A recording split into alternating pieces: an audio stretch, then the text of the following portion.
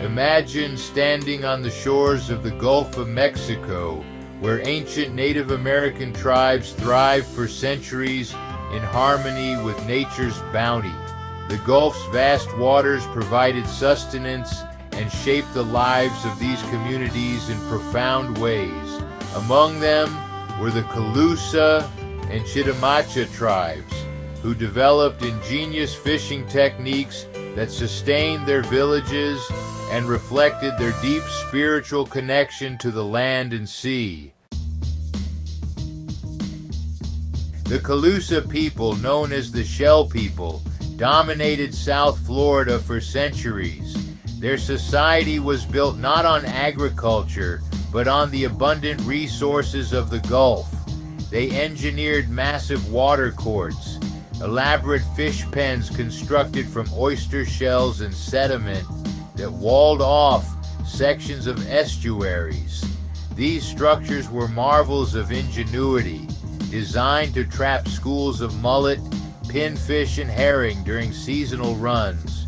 Once fish swam into these enclosures through narrow openings, gates, or nets were used to seal them in. Fires burned near post molds, likely supporting racks for drying and smoking fish to preserve them for months. These surplus supplies fed large populations and supported ambitious construction projects like canals and shell mounds. Farther west in Louisiana, the Chitimacha people also relied heavily on fishing as a cornerstone of their diet and culture. They crafted nets from vines, grass, and tree bark, materials readily available in their environment, and used wooden slat traps to catch fish in bayous and rivers. One remarkable technique involved swimming underwater with small hemp nets about 3 feet long and 3 feet wide. These nets were designed with elastic green cane on either side to act as springs, allowing fishermen to scoop up fish with precision while submerged. This method required exceptional skill and coordination, but yielded bountiful catches of redfish, snapper, and other species native to the Gulf waters. During seasonal fish migrations, entire communities would gather along the shores to take advantage of nature's abundance.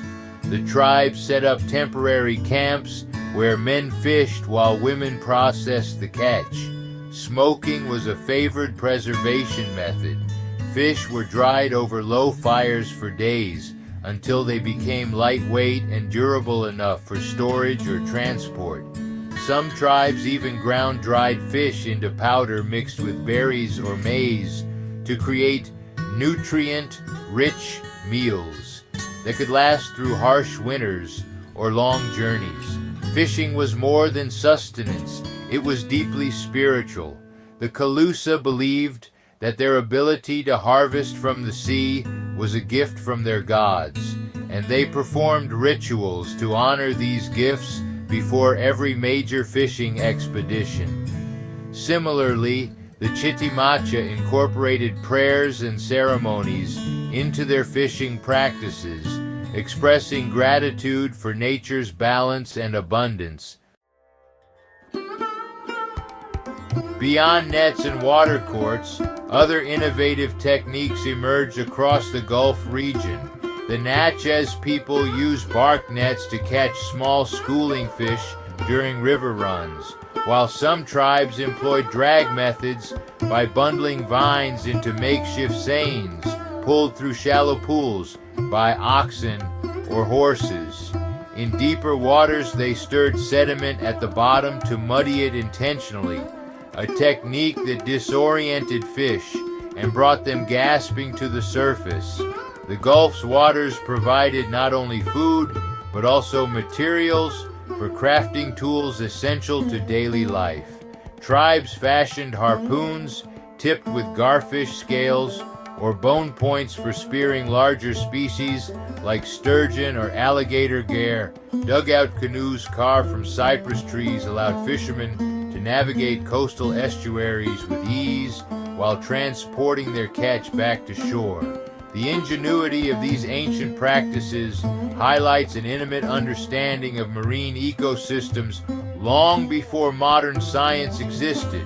The Calusa watercourts required precise knowledge of tidal flows and fish behavior. Gates had to be opened at just the right moment during high tide to drive schools into enclosures efficiently without escape routes. These techniques also fostered community cohesion, as fishing was often a communal activity involving men, women, and children working together toward shared goals. While men operated weirs or swam with nets in open waters, women fished closer to shore, using baskets woven from reeds or coarse fibers. The Gulf's rich biodiversity ensured that no part of the ecosystem went unused. Smaller fish unsuitable for smoking were cooked fresh or fermented into sauces rich in protein, a precursor to modern condiments like Worcestershire sauce. Shells left behind after meals became raw materials for tools or construction projects like shell mounds, still visible today. Beyond their practical use, fishing tools and techniques held cultural significance. For example, the dugout canoe was not just a means of transportation, but a symbol of community and craftsmanship. The process of making these canoes involved communal effort and spiritual rituals, emphasizing the importance of cooperation and respect for nature. The preservation of fish was crucial for sustaining communities through the winter months. Smoking and drying were common methods used to preserve fish, allowing them to be stored for long periods. The process of smoking involved drying fish over low heat, removing moisture, and making them durable for storage. This method not only preserved the fish, but also added flavor, making them a staple in many Native American dishes. Freezing was another method used by some tribes, especially in areas where ice was abundant during the winter months. Fish would be placed in ice-lined pits or covered with snow to keep them frozen until they were needed. This technique allowed tribes to enjoy fresh fish even during the coldest months of the year. In exploring the historical context of these fishing practices, it is essential to examine the role of fishing in the daily life of Native American communities. Fishing was not just a source of food, it was a cultural practice that influenced settlement patterns, spiritual ceremonies, and social structures. The Gulf of Mexico, with its vast resources, supported numerous tribes and played a central role in their history.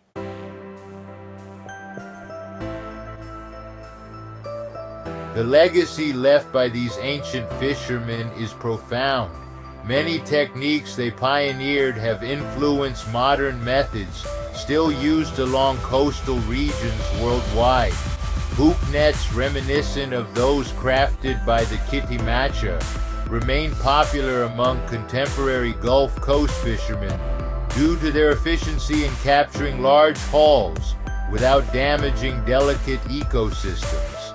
As we explore these ancient secrets further through archaeological discoveries at sites like Mound Key or Crystal River Preserve State Park in Florida, where remnants of Calusa watercourts continue revealing new insights, we gain not only historical knowledge, but also inspiration for sustainable living practices rooted in harmony with nature.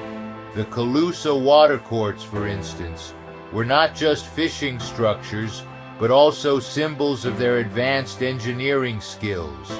These watercourts were built with a deep understanding of tidal patterns and fish migration routes, allowing the Calusa to manage their resources sustainably.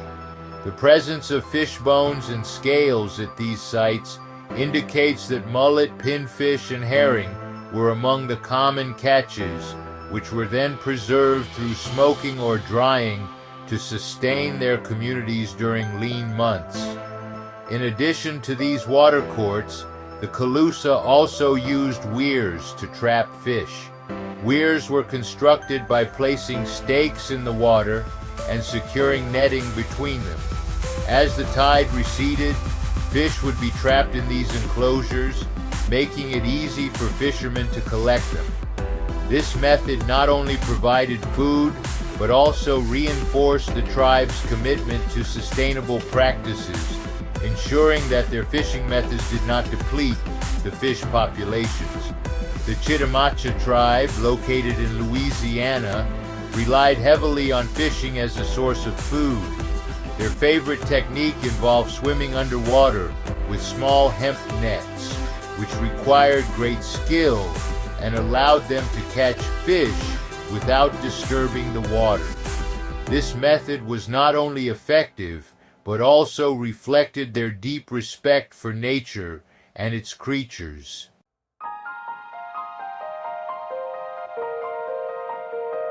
In conclusion, the fishing secrets of Native American communities around the Gulf of Mexico are a testament to their ingenuity, cultural richness, and deep connection to nature.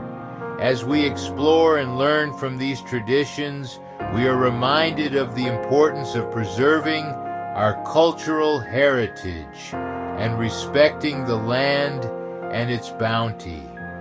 Follow Adventure Seekers Paradise for more stories of cultural connection and adventure.